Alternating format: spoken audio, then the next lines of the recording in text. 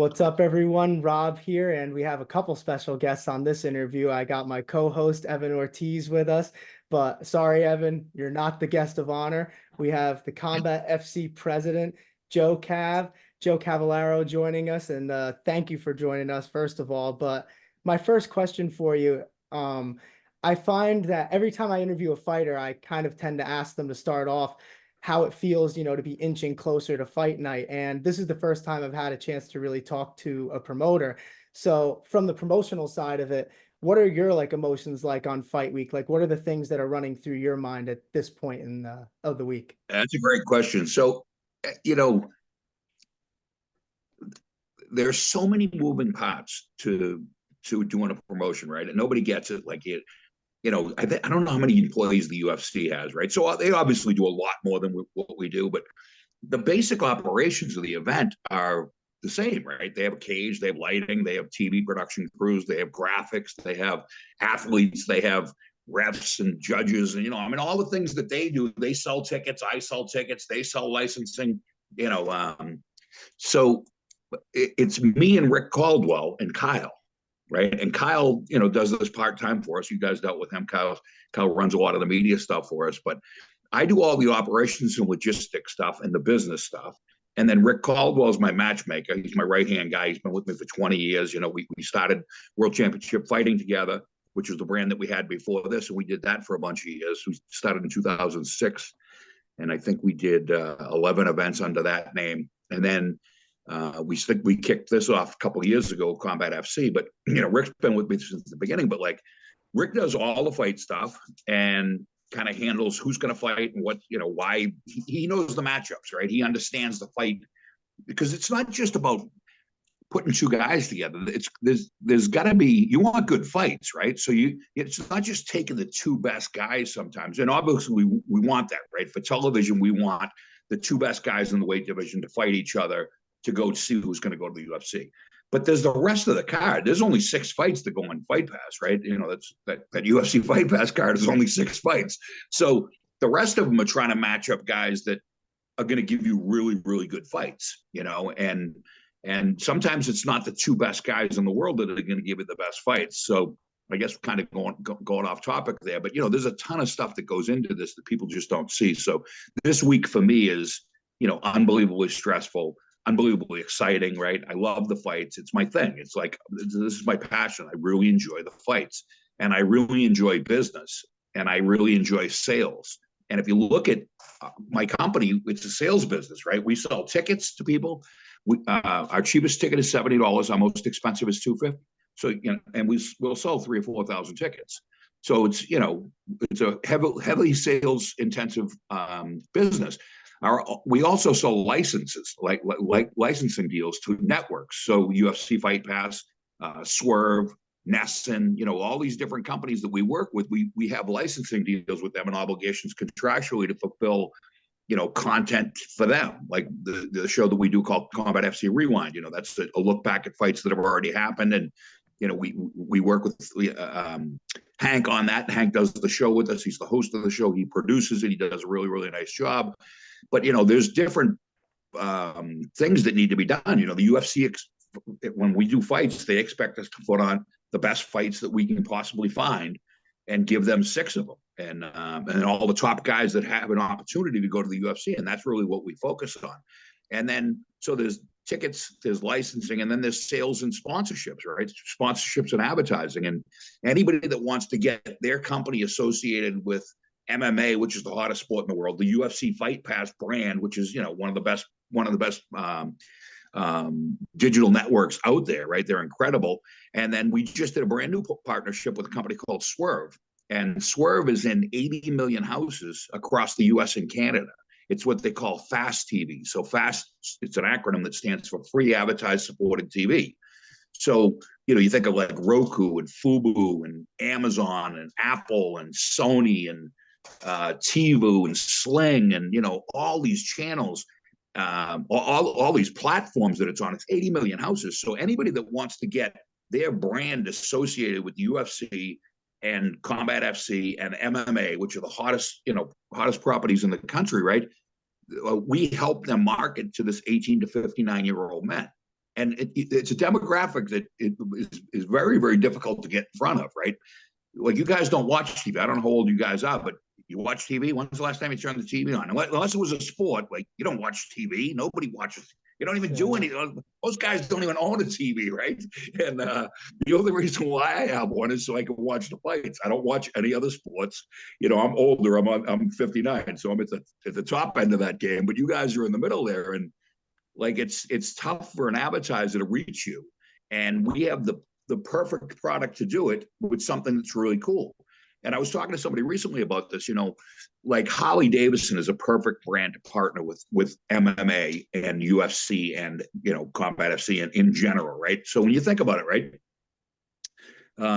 Harley-Davidson, when I grew up, was really cool. It was like, nobody had tattoos. Like, everybody's got a tattoo now. You're an asshole if you don't have a tattoo, right? So, but nobody had tattoos. You had to be in a select group of people, and that group of people typically rode Harley Davidsons, and they were the badasses, and they were kind of like something cool that everybody, they were the edgy, badass type dudes. That's not the case anymore. Harley Davidson doesn't hold that image anymore, because guys your age didn't grow up that way. You don't feel the same way about that whole space that they held in culture, right? So, I'm probably the last guy that's going to buy a Harley, right? You guys aren't going to go buy one. So what would be cooler for them to partner with the UFC, or partner with with a brand like ours on Fight Pass and on Swerve, and get in front of that 18 to 59-year-old man. So guys like you would say, okay, I associate this with something that I think is cool already. And because Holly's a great bike, they're fun. I love the cruises. I'm a big Holly guy. I'm a big Indian guy. I love Indians. And but when you think about it from a business perspective, it's like that's the answer for these guys, right?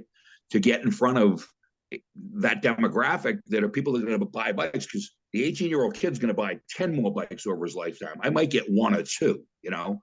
So I guess that's a long answer to a question I got. No, I mean, that was great. I mean, I have actually a question when it comes to like how you guys pick advertisers and stuff like that, whether it be in the cage or commercial breaks. Like, do you guys find yourselves pitching to other companies, or do they come to you being on like Both. UFC Fight Pass? Both? Yeah, both. So we'll go out. That's something that's the end of the business that I really enjoy, right? I'm not a detail guy. I'm a sales guy.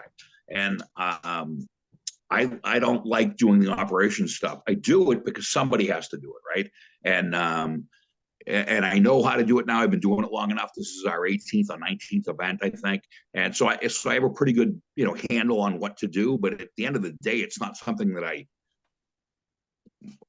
don't love it. I'm a lot better at it than I was when I first started. But I mean, eventually I want to hire somebody to do all the stuff, right? All the stuff that I do day to day, I want to farm that out to somebody else so I can go focus on selling sponsorships, right? Calling these companies that it makes sense for them to partner with us. And, sales has a really bad name because nobody wants to get sold anything, but everybody wants to buy, right? If you help people buy something that makes sense for them, then you have a really good relationship, right? But I think, people always picture the stereotypical used car salesman, like forcing stuff on you don't need, and extended warranties and all this bullshit, and trying to get over on you. That's not what it's about.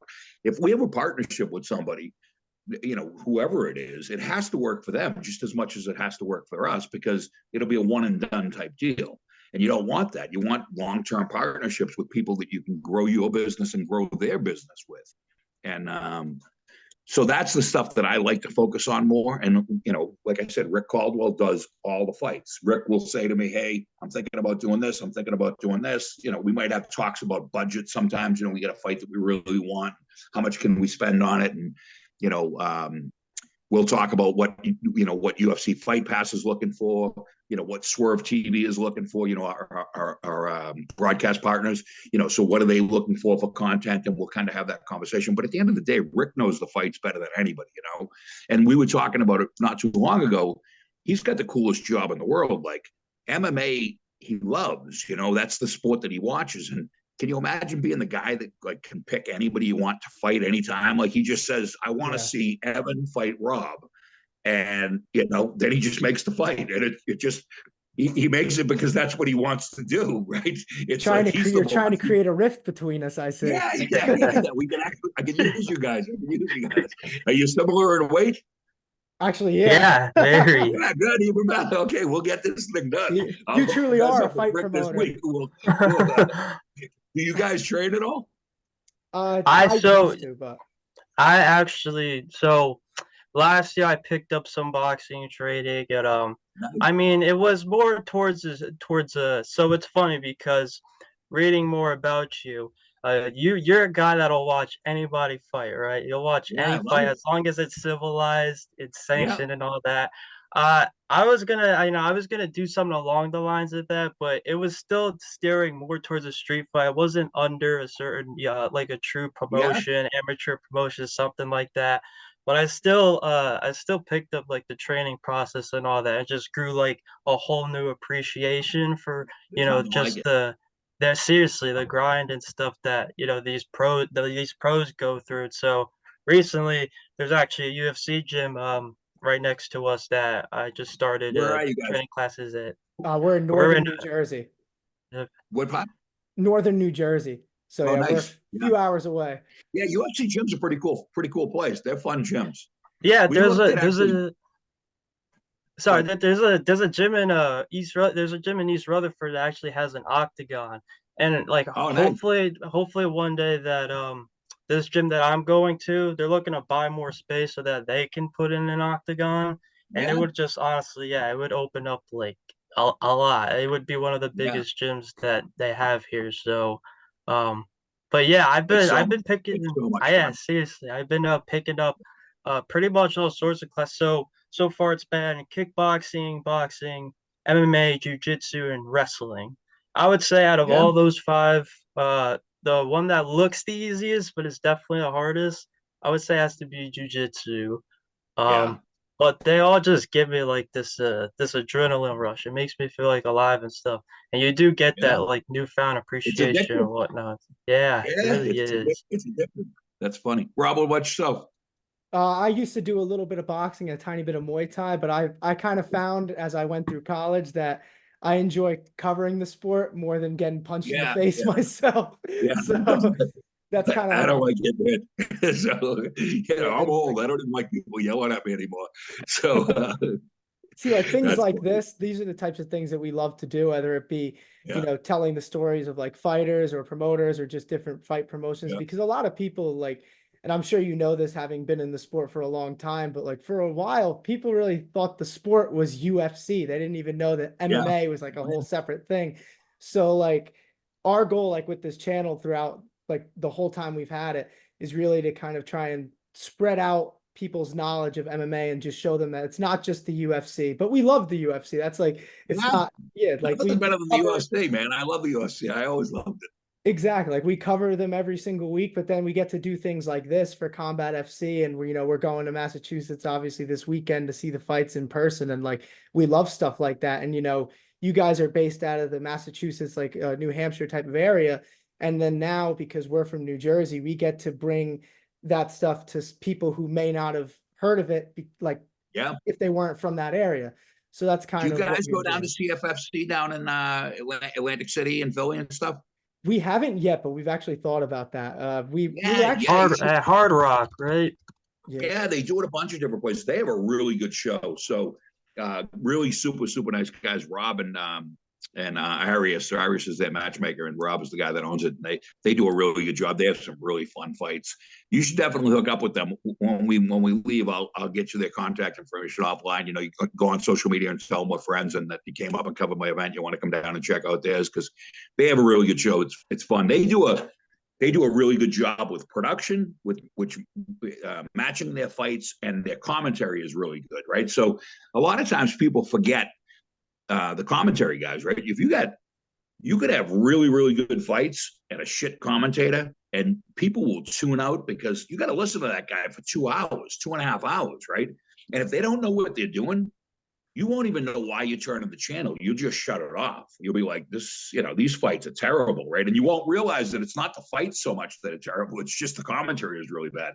But they do a really good job. That John Morgan's a buddy. I've been friends with him for years, and he does a really good job carrying the show. And then they use CM Punk, and he does a really good job. He's got some real cool, interesting perspective on the fights. But I you know like that what? they have I like that they have CM Punk on that show, because I've Yeah, watched some of their events, and like I know people like to clown like his UFC career a little bit, but he trained, and like he knows his yeah, stuff when he's talking. Like it's dude, actually people, really good. that dude got in there, put his balls on the line, risked his reputation, right?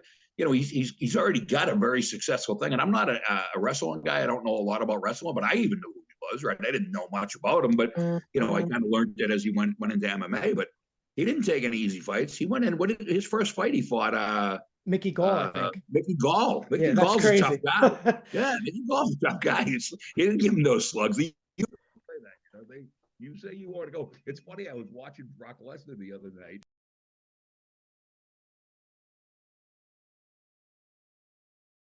Good Yeah, you deal. guys got to get down there and check out Rob's show, though. It's a great show. It's fun. Yeah, I remember I emailed him. I want to say it was maybe a year ago, maybe a little less, because in college, my journalism professor was actually, he went to St. John's with Mark Raymundi. So through Okay. Mark, I got Rob's email, I think. And I think Yeah. it just didn't work out, because I think I emailed him too late, just because like we've heard about it a little too late, and then we wanted to do it, but it was kind of a heads up plan, so it just didn't work out. And then pretty soon Yep. after that is when we started kind of working with you guys. So then Yep. like we just kind of went on that wave, but we would definitely love to cover Yeah, Cage they're good. Fury. They're good dudes. Like I said, they got a really good show. You know, it's um, you know, the most of the guys that are on Fight Pass, we all get along. You know, you know, I think they have the same mentality as we do, right? I don't need anybody else to do bad for me to do good, right? You know, it doesn't make any sense. I don't. People act, you know, they're like, I don't understand that. I've never understood it. Like, what if I do good, they're going to do good. You know what I mean? More people watch, the more people, the better it is for all of us. The better it is for you guys, the better it is for all of us, right? I Right. don't know. So they have a really good attitude about the whole thing. You know, they just been real cool to me and helpful. You know, when I first started back, you know, one of the things that we had done before is we were the company called World Championship Fighting. We didn't do any production, right? I brought in ESPN's lights, and I did a grid across the top of the thing, and you know, those big circuit breaker things that you put up, turn it on and off. At the beginning of the night, we would turn it on, and there was no moving lights. They would just turn on, and at the end of the night, we would shut them off. That was the extent of our lighting. It was really well lit because it was ESPN's lighting for boxing, but there was no, you know, moving, you know, I mean, you guys saw the way it was last time, right? They were moving lights and digital walls, and you know, we spend a fortune on that kind of stuff now. But we did it in a 5-rope MMA ring back in the day, and you know, it was just a down and dirty show. There really wasn't a lot to it. We did chairs on the floor instead of tables. You know, we all those tables on the floor now and VIPs and all. We didn't do any of that stuff before, and nobody knew what it was. Like, there was a handful of people that were involved in MMA, and then, you know, if you talk to a regular person and mention the fights, they'd be like, "What? I don't get what you're talking about. What do you mean you choke people unconscious and you elbow them in the face? You know what I mean?" It'd be like nobody wanted to know anything about us. You know, Yeah, I this mean, is what. for a long time, that was like kind of the stigma. I mean, was it John Yeah. McCain who called it human cockfighting? Like Oh yeah. we're not like Yeah. that far removed from it, and now the You UFC got to managed to get understand him. that John McCain did 7 years in a prisoner of war camp in Vietnam, and he came out and said it was the most barbaric thing he'd ever seen. And Yeah, that's that's the guy crazy. that knows about barbarism, right? He's like, you know, so the whole world took him really serious about that. And I don't know this for a fact, but McCain was a huge boxing guy, and I don't know whether boxing was getting a little nervous about MMA coming on and doing what it's done, right? Because it was so popular. They were selling, you know, 300,000 pay-per-view buys when pay-per-view was in its infancy. You know, nobody even knew what it was. And Art Davies and Campbell were selling, you know, 300,000 pay-per-views, which was an astronomical amount. And then McCain came out and told everybody, you know, that he was against it, and he wrote a letter to all the boxing commissions asking them to take it, you know, to ban it. And he wrote to pay-per-view and asked pay-per-view to ban it. And you know, Dana had one of the best quotes I've ever heard. Dana said, you know, when you think about pay-per-view, right? Porn is on pay-per-view, right? They considered it one rung down the ladder, you know, after porn, they considered the UFC. So they had a really tough time bringing this thing back. And, I'm not just blowing smoke up his ass because he's my friend, but Dana fucking killed himself doing this and putting this together. You know what I mean? He worked tirelessly. And Lorenzo and Frank lost $44 million the first 4 years they were in business. I had a conversation with Lorenzo's dad back in the day. We went to a function one time, and he was telling me the story about how, he said, when he was telling me the story about himself, he said, when I grew up, I started a bingo hall, and that's how he got in the casino business, right? And then he grew that into something, and then he brought his boys in, Lorenzo and Frank, and he said, they're really bright guys, and they turned it into 18 casinos, right? They're on the Forbes billionaire list, and they're very, very well-respected businessmen in Las Vegas. The whole family is. And then they bought the UFC, and they lost, 10 million, 20 million, and he said that the father was telling me, he's like, people were laughing at us. They were like, these guys have lost their minds. Like, $20 million is a ton of money. $40 million is double that, right? So he was saying how, in the community, of respected people that own casinos, everybody said these guys have lost their minds. They're never going to make, they're going to lost $44 million. And next thing you know, they sold it for $4.2 billion. It turns out they're geniuses, So I mean, they saw it from the beginning, and they grew the sport themselves, honestly. They really did. They really did. And I remember when Dana first started, we were going to shows. We went to Trump Taj Mahal, and there were less people at his show than there are at mine. There were half the people at his show when they first did the UFC. So they've kicked down these doors for guys like us, and guys and the fighters. And people bitch about fighter pay, and I love when Dana says, he's like, go start your own organization. You can start one, right? You come up with 3 letters, get your money together, start one tomorrow. You can pay anybody whatever you want to pay them, right? There's a business model behind this thing, and we pay our guys well, and we share in ticket revenue with them and stuff. But nobody's getting rich over here. We haven't made it to that point yet. And the UFC, there's guys that at the top end of this thing that have made life-changing money. Like, they'll never have to work again. Their kids won't have to work again. They've made so much money with the UFC. And even the guys that are entry level now, I don't know what they're entering it. It's got to be 15 and 15, right? I would imagine. I haven't negotiated a contract in years. I had a management business for years, and I used to know I knew what everybody was making when I was doing that, because it was my business to know. But if you get 30,000 a fight, you fight 3 times a year, it's $100 grand. By the time you get your sponsors and your Reebok money and all that stuff, and get some sponsors outside, I don't know, 100 grand's $100 grand. You know what I mean? It's you do the right thing with that money. I personally am a big real estate guy. I love real estate, but if you make some money and you put it aside, you buy a multifamily house, and then when you're in your 40s, 50 years old, and the house is paid for, and you have an income for the rest of your life, they've helped a lot of people do a lot of really good things. And, I don't know, that's my 2 cents on it, I actually have a question for you, and you kind of touched on the point a little bit, and even before when we were talking about Cage Fury, but like when you're running a promotion like yours that in a lot of ways is like a pipeline to the UFC, is it challenging at all to kind of promote like a fighter like Jan Oliveira, who's fighting in the main event at Combat FC 8? Because if he wins, he's going to probably get a UFC shot. So like, yeah, for you so guys, that's tough. It's like back to square one, right? That's a great question. Yeah, that's a great question. So, when I first did the deal with the UFC, right, I asked Dana, I said, look, I'd like to get back involved in this, and I'd like to, I'm starting up a new brand, and I'd like to get on Fight Pass. So Dana said, yeah, I'll hook you up with the right guy. So he hooked me up with the guy that does this. And, that was running. It was a guy named Crowley at the time. He's no longer there, but good guy. And I had some conversations with him, and I told him I hadn't done a show in a long time. I haven't done a show in about 10 years, and, coming out with a new brand, and we're going to do this and that. And he was a little leery about it at first, but he finally agreed to give me a shot, and we negotiated a number that made sense for us. And I said, what does it look like success for Combat FC? What does that look like from the UFC standpoint? And he said, we want more people to subscribe to our network. So more people buying UFC Fight Pass, right? More people doing that deal. And then more people on Fight Pass watching your fights. And then the other big thing, the number 3, and he said they're all even. is sending guys from our organization to their organization. So that's, the business model. I mean, that's the way it works. I had, back in the day, we were lucky enough to have John Jones fight for us at the Shriners Auditorium in Wilmington. I mean, it was, it's crazy. Nobody knew who he was, but, I mean, we've had some really good guys come through the organization. John was 4-0. I would have liked to have kept him for a couple of years, but he immediately went to the UFC. And, so if that happens to Jan, I'm happy for him because Jan's a good dude.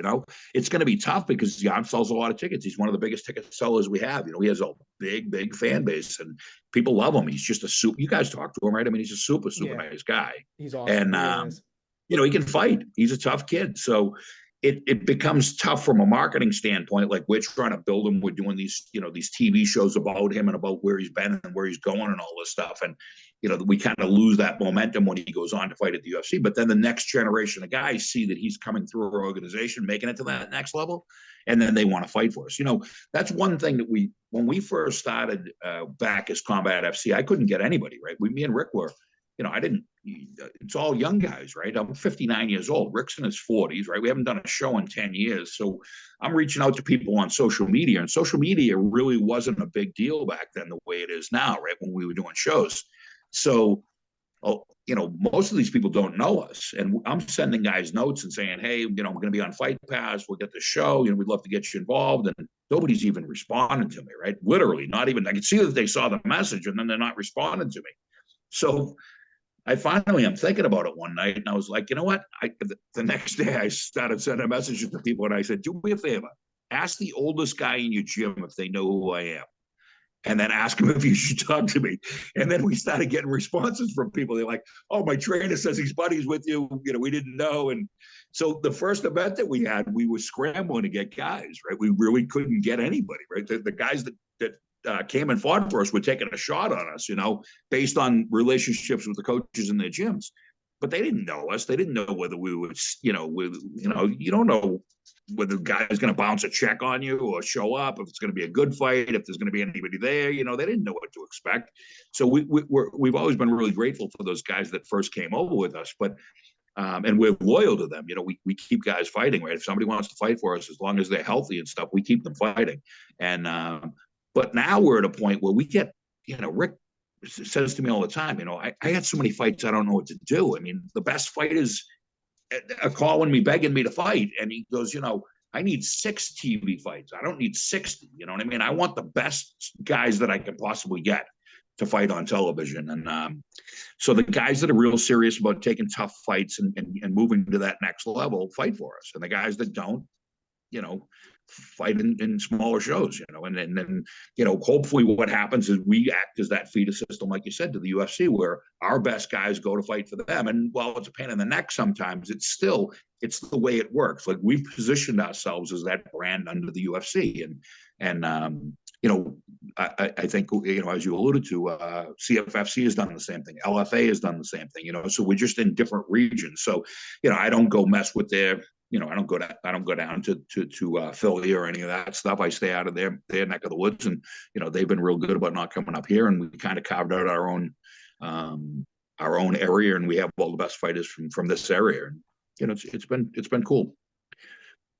Hey JC, so with WCF, because Combat FC is still relatively new, like this didn't start till after the pandemic. So when and you mentioned it before about how obviously social media wasn't as big as it is now, and even the sport of MMA, was just perceived a lot more. Yeah.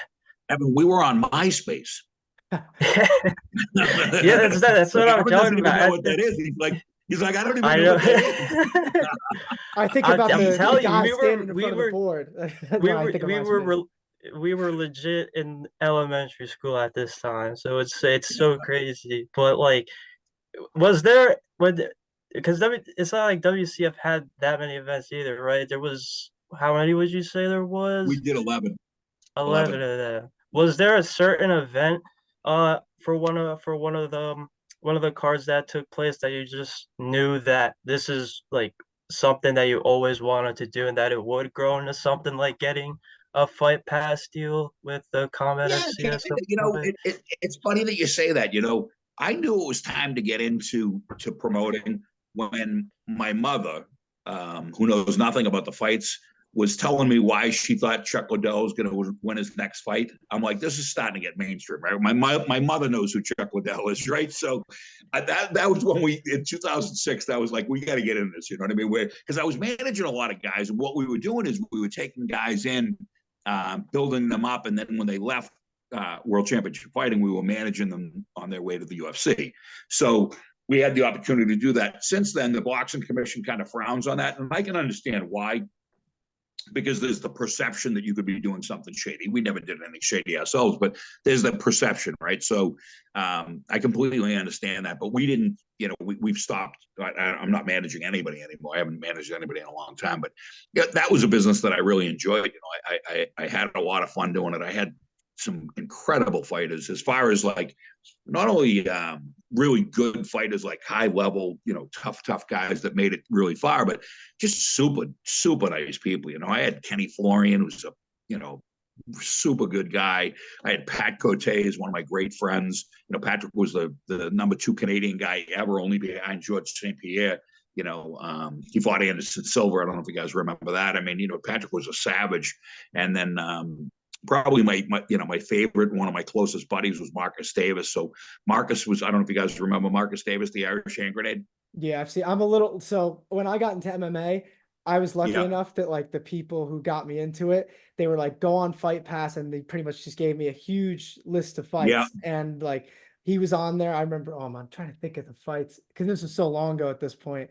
But yeah, like I definitely have gotten myself, and I've done the same because I got Evan into MMA a few years ago, and I did the same thing. I was like, you give a list of people to watch, but exactly. Evan, go back and watch Marcus. Go back and watch any of those guys. But Marcus was like, when you look up tough, you know, just, you know, you ask, you know, a tough fighter in the dictionary, there's Marcus's picture, right? He's just a savage of a human being. He was a pro boxer. He was 17-1-1 as a pro boxer, and he didn't start MMA till he was in his 30s. And he did the second season of The Ultimate Fighter. And the first season, I was lucky enough to have a handful of guys that I had Alex Karalexis and Kenny Florian. And Kenny was a 145er that was fighting at 185. He fought Diego Sanchez in the final round. I forget. I think it's been so long, but, you know, I had Sam Holger, who was the guy that was, you know, a real high level, super nice guy. And but Marcus was just something special about him. Not only is he my dear friend, and he still is, but he had that style of fighting, which, you know, blood and guts, and just, you know, he had that boxing experience and no MMA. So he relied on heart, and he just toughness. And, you know, he went out and learned. He didn't even try to learn jujitsu in the beginning. He tried to learn how to not get submitted, like just to stay out of submissions. He wasn't even looking for submissions. And at the end of his career, he wound up having more submissions on his record than he did knockouts. Even though he was a big knockout guy, he would hurt guys, and then he would get them on the ground and submit them. And you know, we just had a blast. We had so much fun. And, you know, I remember Marcus. He fought in the second season of The Ultimate Fighter, and they gave him the opportunity to pick. I think it was the first fight. And, you know, any normal person would have looked at the easiest guy and just picked the easiest guy and said, that's it. I'm going to beat the easiest guy, and I'm going to make it onto the finals here. But Marcus just has a different mentality, you know, which a lot of fighters have. And you obviously need to have it as a fighter, but he went, picked the absolute toughest guy with the worst style that he could possibly match up with, thinking to himself, if I can get past this kid, the rest is easy, right? So, you know, two different ways of looking at stuff. Like, any normal person would have taken the easiest fight they could have had and hoped that you never would have to face the toughest guy, you know. But Marcus went right in, and, you know, when he lacked in wrestling, he made up in heart. And you know, he got beat, and it wasn't a tremendously competitive fight, but he learned from it, and he came back and said, I'm going to work on this, and this is it. And then he fought Melvin Gilad. Dana took him back and let him fight in the finals, The Ultimate Fighter, back in the day when most everybody would get an opportunity. And he fought a guy named Melvin Gilad, who was a really tough guy, super fun fighter. Yeah. And Melvin cut him, and they stopped the fight. And I remember standing in the octagon, and And Marcus was just, he's like, I can't believe I let you down. I'm like, you didn't let me down, dude. Look around. Me and him were standing in the octagon. He's like, I'm sorry I let you down. And I, you let me down, dude. When am I going to get a chance to be in the octagon, right? I'm in here with you. I'm riding your coattails, right? This is the coolest thing I've ever done. And I said, we'll go back and we'll start from the bottom again and we'll work our way back up. And I think he had either 4 or 5 fights in a row. Nobody made it out of the first round with him. And he went out to George Gurgel's. George Gurgel's another real, black belt in jiu-jitsu, was in the second season of The Ultimate Fighter. Super good guy. And another, insane man, right? George Gurgel was such a high-level jiu-jitsu guy. He was like Rich Franklin's coach and Marcus's coach and, some real high-level guys. But instead of going out and doing jiu-jitsu with everybody, he would go out and Thai box with everybody. Like, he had so much of an advantage over everybody, and he would never just do jiu-jitsu. He would just go out and get in life or death fights because that's just who he was as a person. And so Marcus went back and trained with George for a long time and really learned that anti-jiu-jitsu, and then eventually became a good jiu-jitsu guy himself. And he went on a 6-fight winning streak and became, 6 or 7 fight winning streak and became number 6 in the world. And, for a guy that was going into his 40s, right, with no experience in MMA at all, came from a boxing background. He was 17-1-1 as a pro boxer. He did so much in such a short amount of time. I would have loved to have seen him start at 20 and then work through his career, Yeah, it's crazy how much the sport has evolved too. Like nowadays you're seeing actual like kids get into MMA like as MMA. Like back then it was, you could maybe box or you were a wrestler. Yeah. Now no, everybody had a background. Everybody had a background in something. Nobody was an MMA guy. There was no such thing as MMA. There was boxers that were doing MMA, wrestlers that were doing MMA, and now you look, you just hit the nail on the head. We were, I don't know if it was the last event or the event before that, and I'm looking at these, like I stand on the stage when they do the face-off. Rick holds the belt and all that stuff, but I stand in the back and I kind of watch everybody. And these 2 kids came up. They both looked like they were 12, and I was gonna tell them to go home before I called their mothers, and they came out, absolutely killed each other. It was their first time amateur fights, and they were better than a lot of pros that I see out there. Like a lot of them, they were just savages. And I was like, man, it's so crazy to see guys be able to be so well-rounded with 0 experience, but they've been training MMA their entire lives, and it's just a completely different thing now. I mean, I don't know what would happen to guys. I would think that the guys nowadays would beat a lot of the guys that had come up before us. You know what I mean? In the day. I think that's how a lot of sports work too, honestly. Yeah. Like that's how I know, like you hear it a lot. I feel like in basketball, like, oh, would Michael Jordan have been good in this era? But like, you never really know. I mean, people just get better overall. Yeah, MMA is a little bit different because it's fighting, and like you can't account for guys, like Pat Cote, just his toughness, you know what I mean? Just a tough Canadian, brutal puncher, head made out of stone, and guys like Kenny, they were just tremendous. I love that thing. You guys ever seen Mickey Ward and Torragati? Yes. Yeah, that's what I love about it. Right. I think that's what everybody loves about fighting. Riddick Bowe and Evander Holyfield. Go back and watch the 9th round of that fight. Right. That's what I love about the sport. Right. That thing that those guys have that nobody else has. I'd like to think I have it. I don't. I don't think I'm that guy. I'd love to be that guy, but I don't know if I have that kind of guts in me. And you either have that, you're born with it, or I don't think you can fake it. I know you can't fake it. Right. I think you're either born with it or you're not. I don't think you can learn how to, not give up when everything is going the wrong way. It's pretty amazing. You're still in the sport though, and that's cool enough. And I mean, you mentioned Kenny Florian too. I mean, in my opinion, people don't talk about how good Kenny Florian was enough. I mean, when you talk about the best fighters to like not win a UFC belt, I put him right up there. And a lot of people, they don't think about him, and it's crazy to me.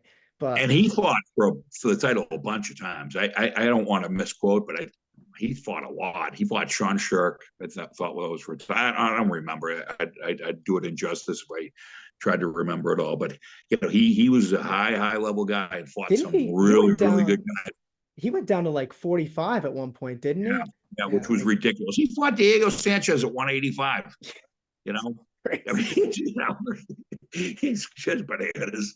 And Kenny's such a good dude too. Like I really had some really good guys that were just a lot of fun to work with. And I was real tight with Kenny's family. He had a younger brother that was a real good dude that fought, and we just his whole family had nothing but good people, and and I'm psyched for those guys now. Kenny's gone on and done great things, and Marcus is running gyms down there. He's got an unbelievable family. He's got 4 kids that are the best, and Pat's he's the commentator of the French Canadian broadcast for the UFC. He's got a beautiful family. He's still training. He's doing movies. I was talking to him the other day, and I still keep in touch with everybody. I was texting with Sam Hoger yesterday, so I still I talk to Carol Alexis once or twice a year. He's doing his own thing, but everybody's gone on and like lived their lives and done really cool things, and it's just been fun.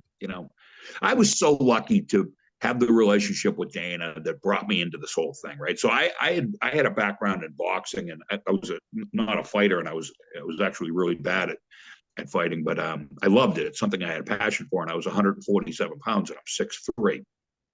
So I used to be able to kick.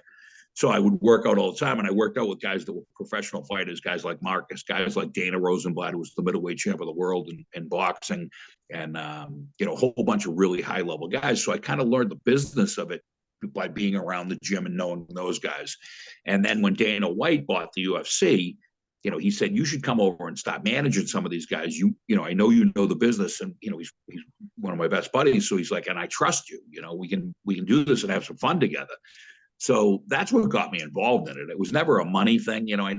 I made some money. I did well, but it's only through the guys that I worked with.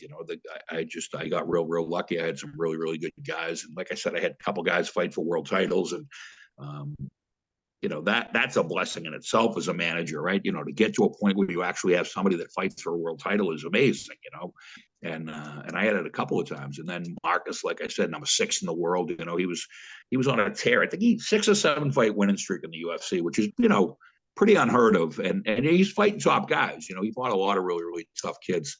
And, and then I've had 100 guys that didn't go on to do any of that stuff that I still had a blast with. I was on an interview the other night. It was the day before I was at the dog park, right? I have a dog, and I spend a lot of time with him, and I take him out in the afternoons. And I was at the dog park, and I was sitting at a table in the sun, and this kid was sitting across from me, and I looked at him, and he's in his 50s.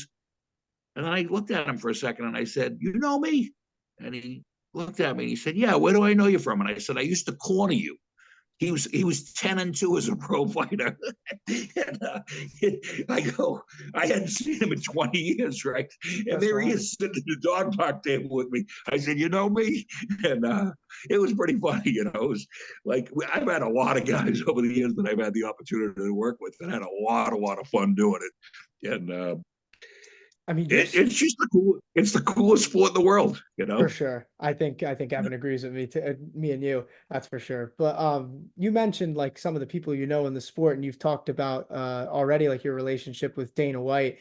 Can you kind of get into that story a little bit? Because I mean, me and Evan know it, but I feel like if our audience doesn't, that's a cool thing to Yes, hear about. it's not much to tell. I was a 22-year-old kid. I got a job at a hotel, and I became a doorman, which sounds like a not that glamorous job. But in 1987, I was making $1,500 a week in cash, so there was a ton of money in it, right? And it was a fun, cool job, and I was a kid, and my best buddy that worked at the hotel with me was a guy named Dana White. Dana was a bellman, and he was making the same type of money, and we just had a blast together.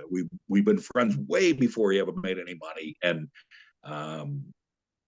way before the UFC, and we have just an incredible relationship. He's legitimately one of my closest friends. We've had nothing but fun together, and I tell him all the time, I'm like, the only thing better than you making all this money would have been if I made all the money.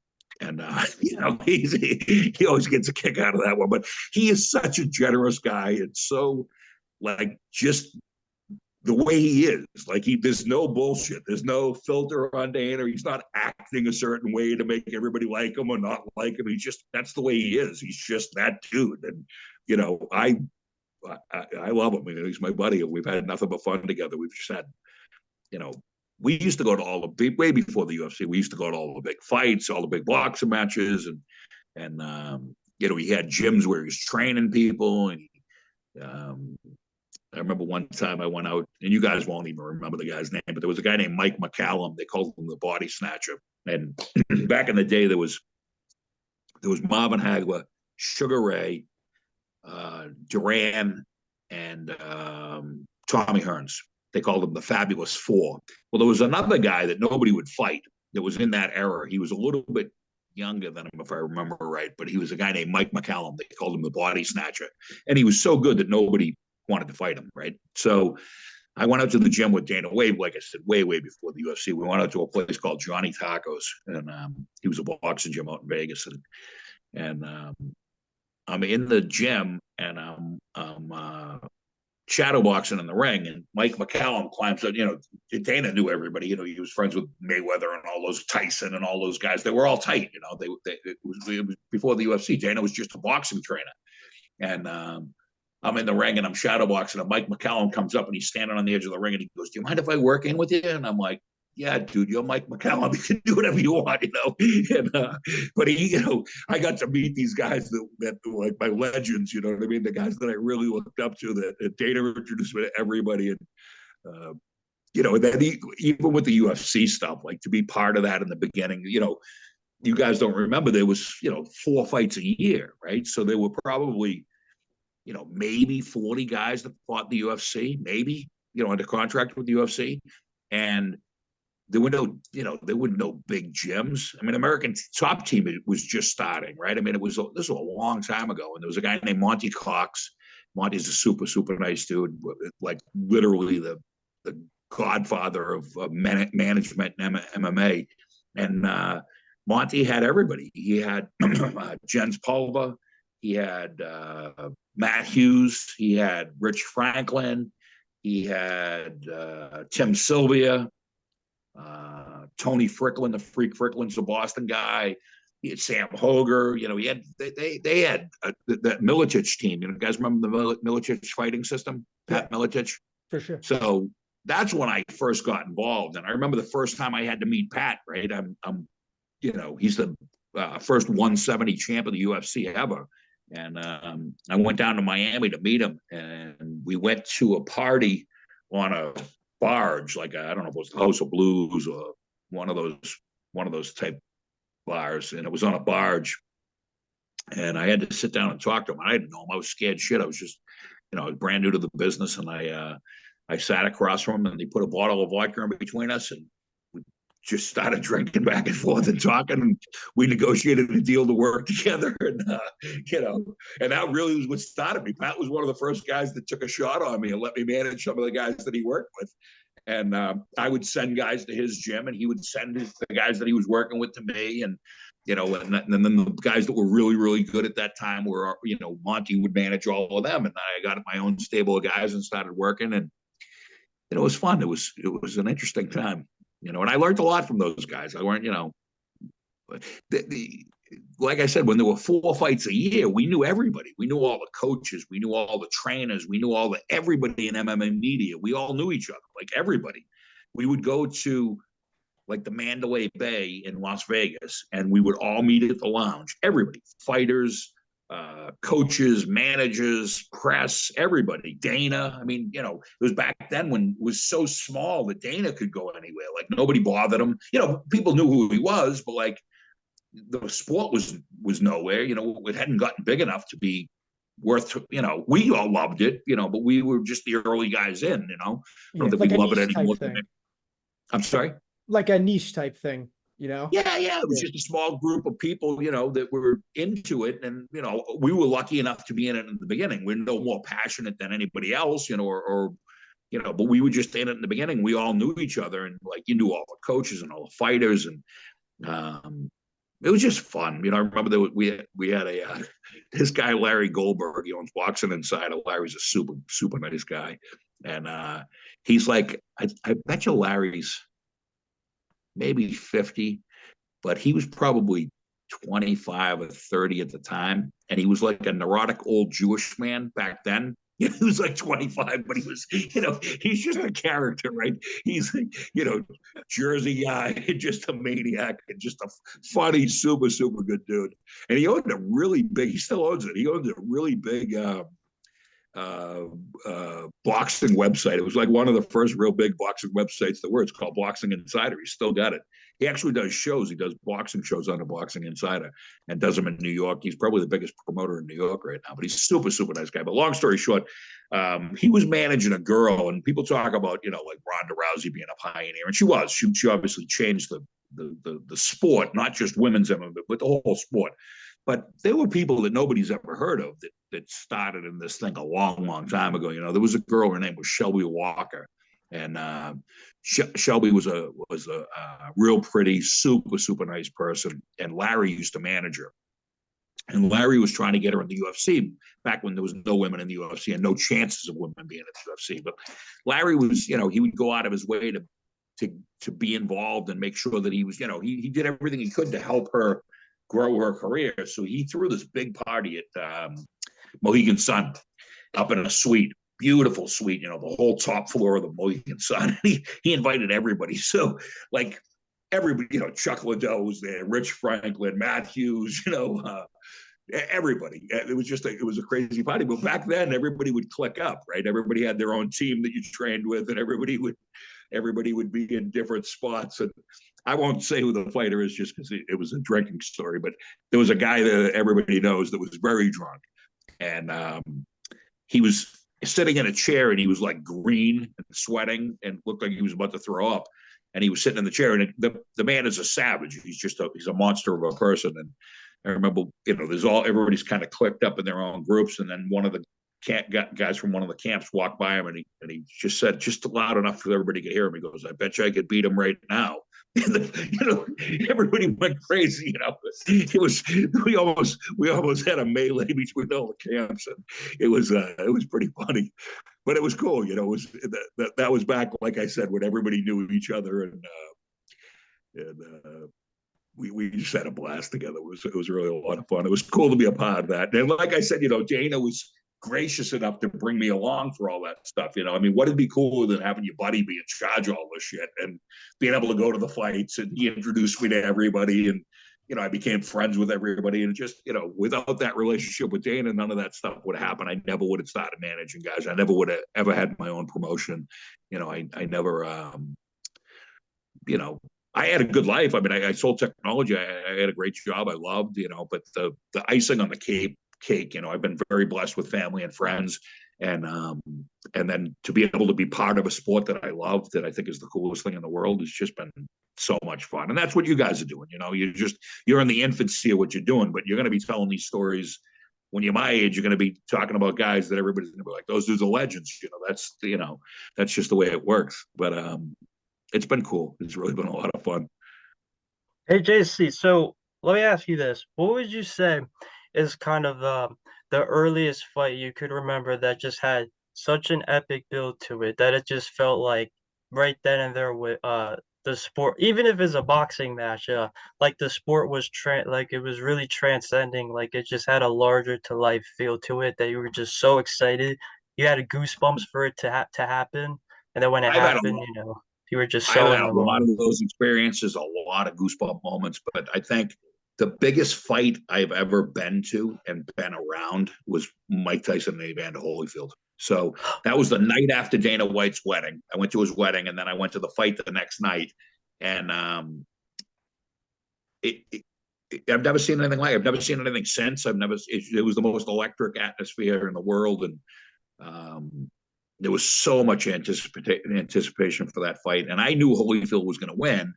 And everybody made fun of me. I'm like, he's going to walk him backwards, and he's going to beat him. And everybody's like, Dana told me, he goes, he'll deny it to this day, but Dana told me, he said, you know nothing about boxing. You're an idiot. There's absolutely no way he can win. And I said, I'm telling you, he's going to win the fight. There's no doubt about it in my mind. He's going to win.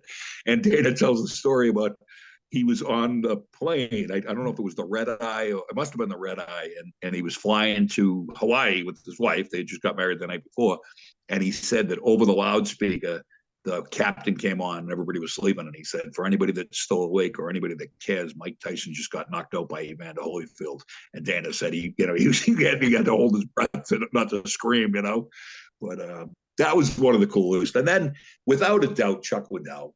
Chuck is a really good buddy of mine, and he was such a savage. He was just such a fights that he'd have. All the celebrities would be there, and it was still really small, you know what I mean, in the scheme of things, the way compared to what it is now. But it was like, that was when it was really starting to take off, when they were selling out the MGM and selling out, Mandalay Bay, and, the whole town was buzzing like Vegas. Have you guys been to Vegas for a fight yet?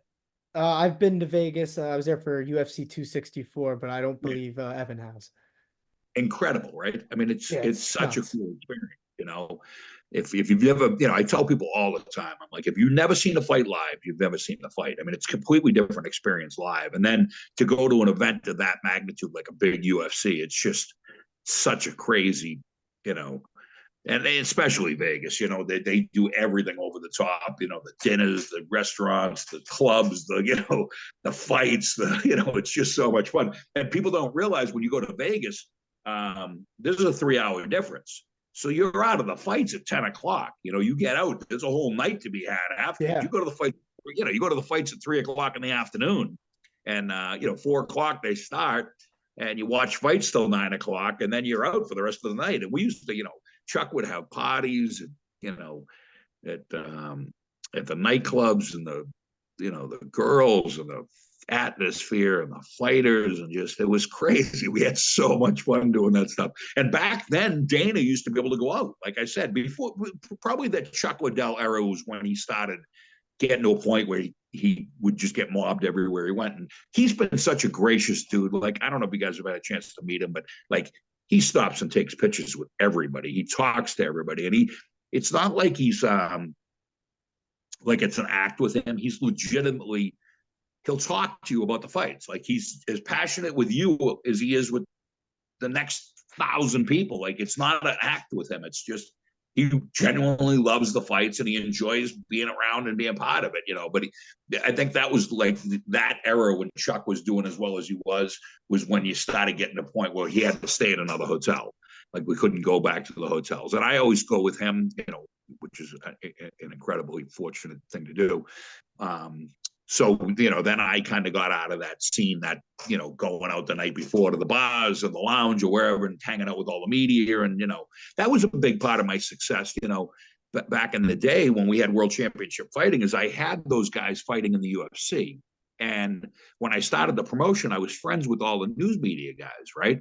So those guys would cover my fights when, except for being kind to me, there was really no reason to, right? We were brand new. We were a small promotion. We weren't televised. There was no compelling reason to cover our events. You know what I mean? And the guys did it out of, friendship towards me. And we got a lot more recognition than we probably deserved at that level, right? And it grew our brand into something a lot bigger, and it was fun. Like, I've been lucky with a lot of stuff. I think luck in life has a ton to do with, just where you wind up, and luck has a lot to do with, treating people right too, right? So you don't treat people right, you don't seem to be as lucky, so I try to be, cool with everybody, and as gracious as everybody's been to me, I try to be to everybody else, Yeah. And I mean, obviously you've been very gracious with us, giving us as much time as you have. I don't want to hold you too much longer, but No. so one last question I have for you, and it's a pretty simple one. So obviously Combat FC 8 is this Friday, September 13th. Just tell everybody where they can watch it and why they should watch it. Yeah, so where to watch? You can watch on Swerve TV. So Swerve is, I think we talked about it a little bit, is what they call a fast channel. So Roku, Fubu, Amazon, Apple, Sony, Vizio, Fubu, TiVo, every one of those free stations has it. It's Swerve TV, and Swerve is awesome because it's 24 hours a day fight content, right? Combat sports, 24 hours a day for free, you know? So it's pretty damn cool. It's for what they're doing. They're going to change everything. I was reading some statistics about how that's going to change the way, because everybody's cutting the cord, right? Nobody wants to pay cable anymore. Nobody wants to do it. Like, I have ESPN Plus only because of the UFC. The day that if the UFC doesn't wind up on that platform, or the day that they don't, I'll shut it off that day, and I'll go to whatever platform they're on. And so this free, streaming is incredible, right? It's advertised based, advertised supported, and for people that are advertising, it's just a huge way to get in. I think that's going to really change.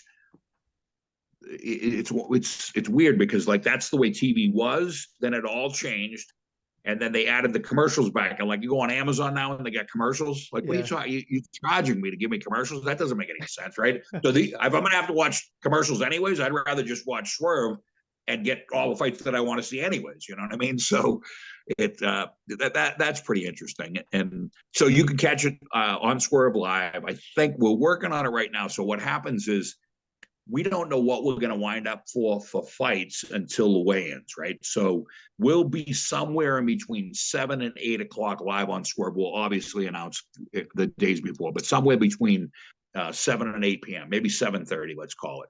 We'll be live on Swerve. And like I said, we'll have an update on that, in the next couple of days when we find out how the fight shake out, whether anybody misses weight, whether anybody doesn't, get their medicals in, or any of those types of things. But we're expecting to have 3 amateur titles on that card, which we don't do a lot of amateurs, but there's so many good guys that want to make their pro debut. We're like, let's give these guys an opportunity to fight for a title that means something. And then that'll be the standard for amateurs, right? So the guys that really want to make it to the next level and get onto a pro show where they can be on TV will have won amateur titles through us. So we have 3 amateur titles, and then we have 2 pro titles. So world titles at 185 and 135. So, the night is going to be incredible. We'll have at least 10 fights on Swerve, and tune in. If you need tickets, if anybody's in the area and wants to come out and check out the show, it's all of our social media and our website is combatfc.tv. So combatfc.tv. So you can go Instagram, you can go, the website is combatfc.tv. Try to keep a little bit of consistency with that. But I'm psyched to see you guys out there. It's going to be so much fun. Yeah, I mean, we're excited to go there. We had a great time last time. It was Evan's first time in Boston, or Massachusetts in general, I should say. Yeah. And then it was my second time, and that was really the first time I was able to really take in everything in the area. And so we love fun. it out Such there. a cool city. I gotta say this, and I'm gonna rep my New Jersey side a little bit, but like, I'm a huge Yankee fan. I want to hate Massachusetts so badly, but I love it. I love it. I'm so happy to be going back. Yeah, I love New York. It's funny because when I go to Vegas, people always say to me, they're like, "What part of New York are you from?" And I say, "I'm from the part where the Red Sox play." Yeah, that's the thing. Like, our areas we're very similar, like very similar types of people, but yet we hate each other for some reason. Yeah. I mean, look at us though, breaking bread. There you go. Well, I'll see you guys at the fights, and I really appreciate the time. I appreciate the interview. Let's touch base, and I'll get you Rob and those guys information online, and you can reach out to them, get down to their fights too, because like I said, they do a great promotion. Yeah, for sure. Hey, I figured I'd just show this off too, real quick. Get your Combat FC merch. Tune in this Friday. I love it. I love it. TV, baby. Let's go. I gotta get you guys. Thank you very much. I appreciate your time. Thanks, you for coming on. Thank you so much.